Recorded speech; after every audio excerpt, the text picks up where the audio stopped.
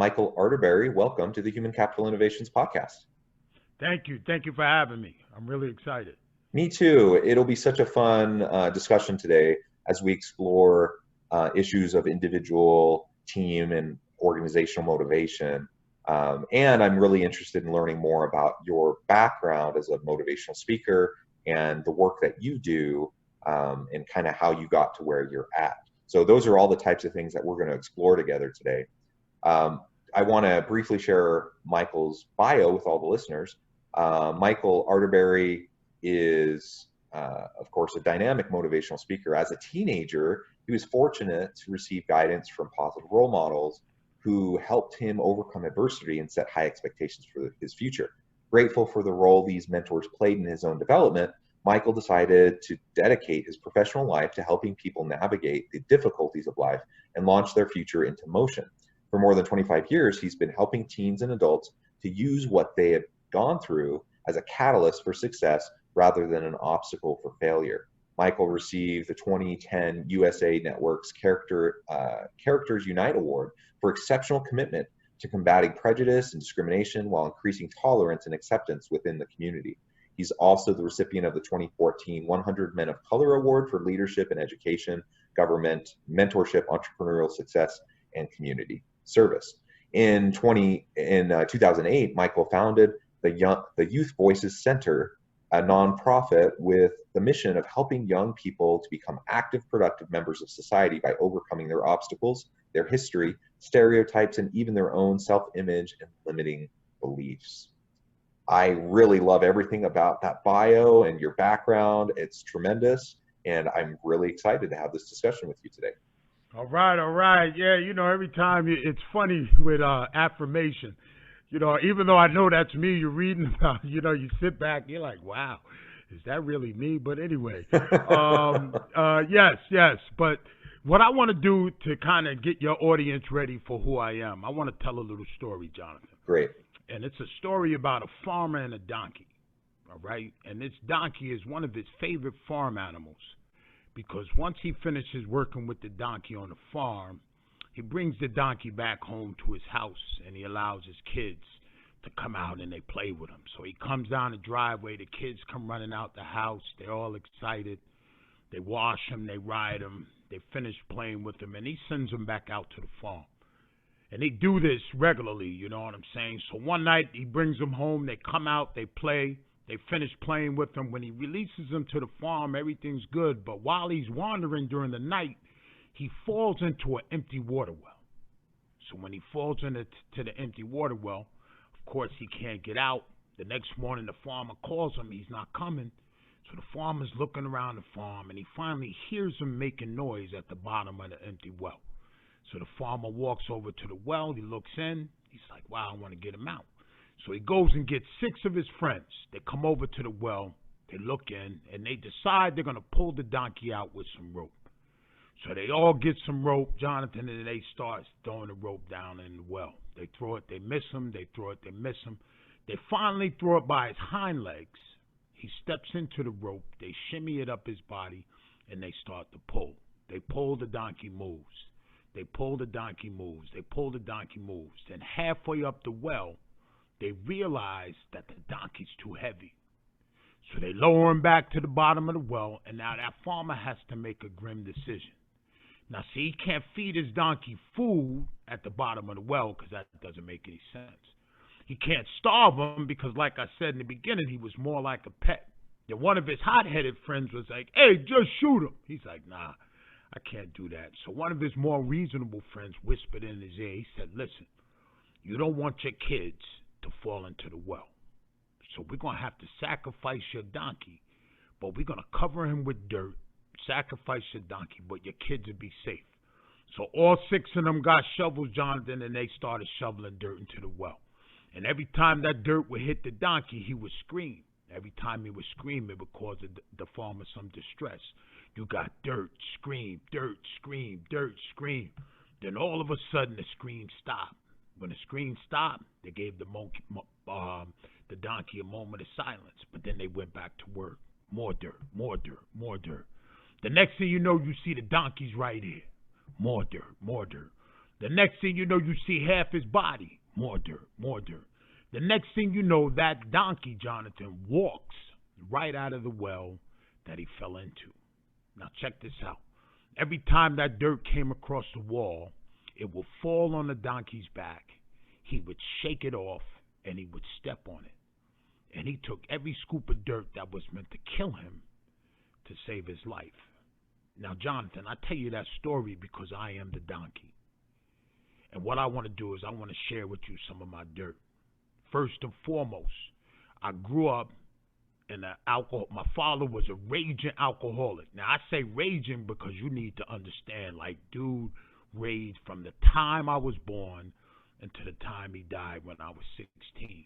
So imagine when you're going through life as a teenager, young boy, whatever age I was, by the end of the day, something would tap me on my shoulder and remind me, hey, dude, listen, don't get too happy because you got to go home to that father. On top of growing up in a home with an alcoholic dad, I grew up in poverty. But the crazy thing is both my parents worked full time. But my father's money went to drinking. My mother was a housekeeper. She cleaned people's homes for a living. She raised 4 kids on a housekeeping salary, bro. So, you know, we didn't have much, but I was a good kid. I never asked her for things that she couldn't afford to buy me. So we kept it, in a place where we were okay. On top of all of that dysfunction, now you got to think about the head of the household is an alcoholic. He's pumping that through the whole family. I got older siblings that are being raised by him as well. You know what I'm saying? Then my community, I would love to say, in my community, nope. In my community, you have people coming from the same place. And so, dysfunction was all around me. But the silver lining to the story, the catalyst and the foundation of why I help people and why I feel I'm a master motivator is because I was able to escape those scars and wounds, Jonathan. And that's what puts me in a position to feel like I have credibility to move somebody to a place of success. Thank you so much for being vulnerable and sharing that background. We all have difficulties in our life. One set of difficulties might be more extreme than another set of difficulties, but the reality is every individual has hardships, they have struggles, they have setbacks, and life is about learning how to leverage those experiences for our growth rather than allowing them to beat us down and keep us down. And of course, your example is just is so great because it demonstrates that how we can, even in some of the harshest types of circumstances, we can emerge stronger because of it, and then we can pay back. We can pay it forward and help others to learn and grow and develop. And that's what I love about your background and the work that you do. And it translates into organizations. It translates into leadership and how we lead our people and empower our people so that so there's a context in which they feel that they can be motivated and that they feel like they can grow and excel and succeed. So I'm curious, before we talk more about the organizational side of things, how did you find yourself getting into the motivational speaking type of professional role and then starting your nonprofit? The motivational speaking piece was a natural. You know what I'm saying? It's not even like, I don't think I ever woke up one morning and said I was going to do it. I would be at a barbecue and we would hit on a topic and I would just tell stories. Just as vulnerable as I was with the opening story, it's part of my personality that I just, that's who I am. You know what I mean? My wife I'm the guy that I get kicked under tables because if you drop a subject, I don't embarrass you, but I'm real, man. You know what I'm saying? And I'm real 24 hours a day, 7 days a week, 365 days of the year. So what I do is I've taken that ability to be transparent, and I just get called to venues to do. You could just throw me a subject matter. Give me one line, and I'll just be able to take that, wrap it around my life story and run. So, and the things I've endured is tremendous. But when I say everybody, like you said, have overcome something. But I'm a firm believer that we have overcome our struggles not only for ourselves, but there's other people out there that need to benefit from you and your struggle. Even to the point, if you allow me to take it a little bit deeper, fear is paralyzing, Jonathan. And so I say that to you, and your leaders can use this with their employees. There's people in the world that are waiting for you to step beyond your fear to accomplish your goal in life because they need you, bro. They need you to get out of that fear, and then if you don't step out of it, you deprive not only yourself, but you deprive another individual in the world that is waiting for you to step into your success. So, the motivational piece was easy. Now, I created a nonprofit because I went to school for social work. I had this gift of what I did, and I ended up working at agencies to give programs. They would put it this way. My executive directors would go online, look at a fancy cover, read a few introductions, and then give me a curriculum and say, go, administer this. And it would be awful. And then when it wasn't successful, they would bring it back to me and they would say, listen, why isn't it working? So I said, you know what, I'm gonna fix this. I created my own. I went into my laboratory. I took my experience as a teenager. I took my social work education, and I put together this program called Power of Peace that is powerful. And the reason why it's powerful is because I married education with life experience. So this program speaks to you almost like it's a person, Jonathan. I love that. Coming from a family that's predominantly in the social work field, I'm from a large family with 8 children, and my mother and father are both therapists and social workers, and most of my siblings have gone into social work. I'm kind of the oddball. I'm Black sheep. Yeah, I'm a professor, and I like to think that what I do is similar in a lot of ways, but I just have a slightly different audience. But yeah, I mean, it's powerful stuff, and it's important for everyone to recognize how they can overcome the challenges that they face. And you focus on fear. Well, I shouldn't say you focus on fear. You focus on how to overcome fear, because fear is paralyzing, and so many leaders use fear to try to lead, but that's never going to work in the long term. You can get people to do things. You can get compliance when you use fear-based tactics, but people already carry enough baggage and enough fear and insecurities about their own life that if you just pile on as a leader and give people more fear, you're not going to get the most out of them. You're not going to get the best out of them.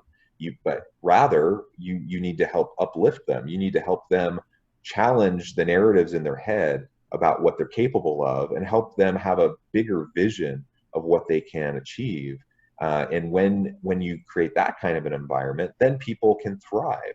And so that's everything that you're talking about and the work that you do. So I really applaud you for that, and for the nonprofit work that you're doing as well, because that's just so very important. As we start to shift gears now and talk a little bit more about specifically how your approach to motivation can be utilized within an organizational setting. And when I say organization, I mean, it can be any kind of an organization. It could be a family unit. It can be a workplace that's a nonprofit. It could be a for-profit. It could be a government agency. It could be a community organization, a PTA, whatever. I think anytime you get groups of people together organizing to accomplish some kind of a goal, you have someone who's in a leadership type of a role, and you need them to create an environment where people can feel motivated. So what are some of the lessons that you take away from your background and the work that you do in your nonprofit and how can that be applied within an organizational setting? Well, it's funny that you talk about fear and a leader that will focus on fear to lead. When my program first hit, it was during the era of gangs. Gangs were real popular. And with nonprofits, you have to find what's sexy at the time if you want to get nonprofit funds. So I had to find a platform where people were willing to pay money.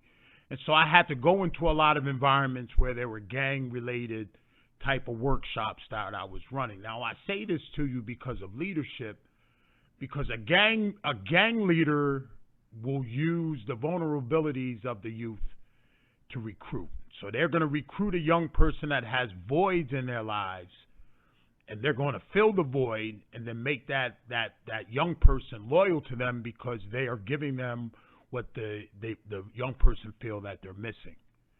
What I did as a leader is I brought them into a workshop, and slowly but surely I dispelled everything that they stood for. But I would replace it with something that was good. And what would happen by the end of my workshops, now my workshops are intense. They're 4 days, but 2 days at a time. So I got you for 16 hours, you know what I'm saying? And what I do is I'll take a negative, replace it with a positive, and I'll get into the specifics. But what I want your leaders to understand is that by the end of the process, just like that gang member was willing to go out on the street and murder someone, when they finished my experience, Jonathan, they would do anything for me. To the point where I would make jokes to the school to say, now I have them just like the gang leader. They'll go into a classroom and they'll learn. They'll stay after school to do projects. Because what I've done is I call it being conscious. So being a conscious leader takes more work, but when you're a conscious leader and you start to connect on a level that is beyond that superficial place. Now, I'm not talking about getting caught up where it's so murky that you have employees that are draining you, but when you get a group of people that really know that you're invested in them, dude, they will start to think that the business is their own. And that's the kind of energy that you want to create. So there's a way of setting up boundaries, but at the same time, letting these people understand and know, like, listen, we are in this together. You look good. By you looking good, you're going to make me look good. And then as a leader, you got to make sure that when they do their job, that reciprocity is there. You don't have to reward them, because just like a child, if you reward them too much, they start to perform for the gift and not performing because it's part of their responsibility. But you find some balance, man.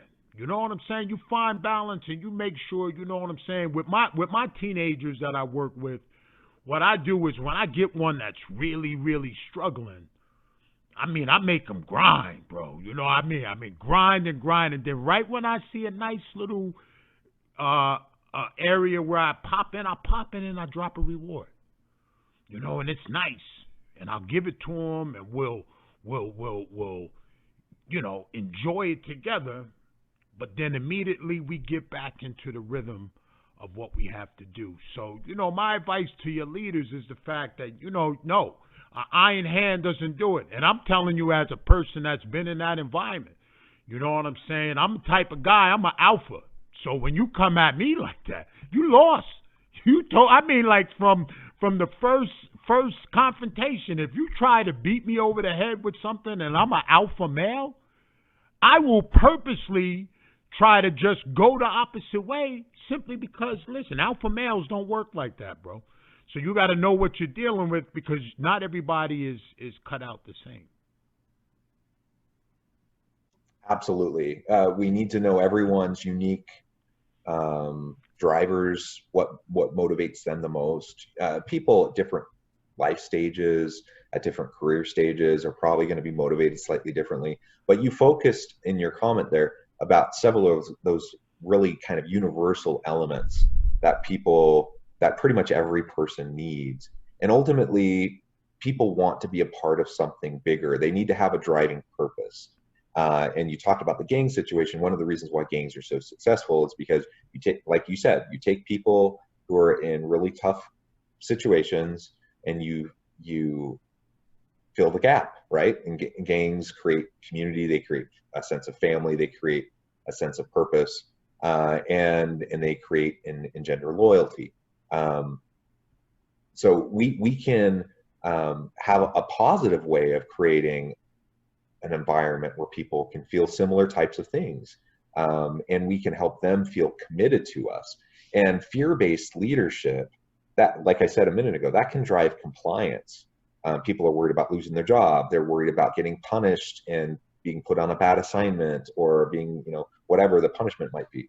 But when you use a commitment-driven type of leadership, where you build trust with people, where they feel like you believe in them and they believe in you, where they feel like they have the chance to truly contribute and have a meaningful purpose in their life because of the work that they do.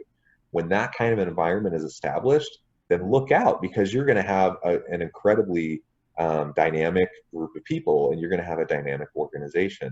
So that's the type of context that we want to try to create.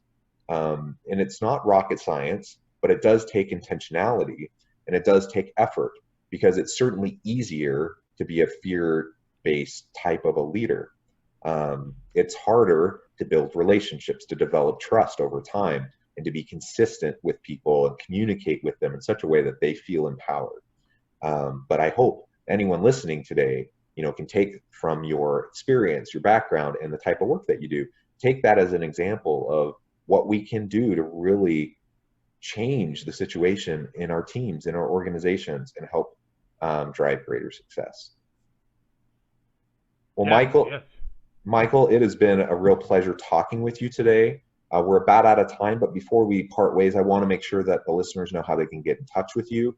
Would you mind sharing, about how they can contact you, how they can learn more about what you're doing in your organization? Yeah, definitely. Right now is an exciting time. I've taken total advantage of COVID. I re-released my book. It's called Be Encouraged.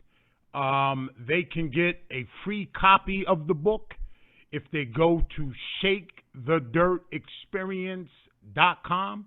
They go to shakethedirtexperience.com. You put your information in there, and you can get a free book. So that's my book. On top of my book, I've put together a course. I'm about the mind is we're part of our thought processes.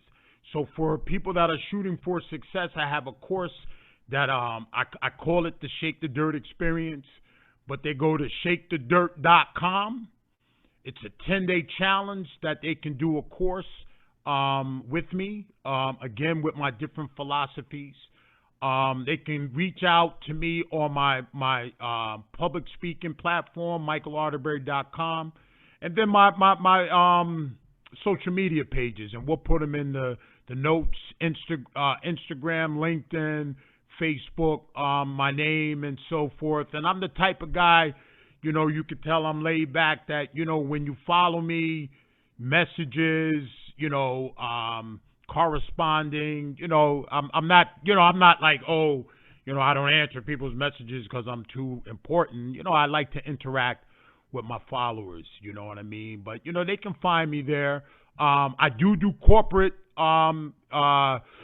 staff development, so let your corporate people know. Even though a lot of my work is done with students as of now, I'm looking to get more into the corporate field, but I can come in and whip an office together in a minute to build some camaraderie, get people working together, walking in step. So those are just a few things there, Jonathan. Excellent. Well, thank you so much, Michael. It's been a real pleasure talking with you and learning from you this last half hour. I encourage my listeners to look up Michael, reach out to him, get connected, and leverage some of the materials that he has so generously offered and that he can provide. I hope everyone has a wonderful week, and please stay healthy and safe, and successfully lead in your organizations.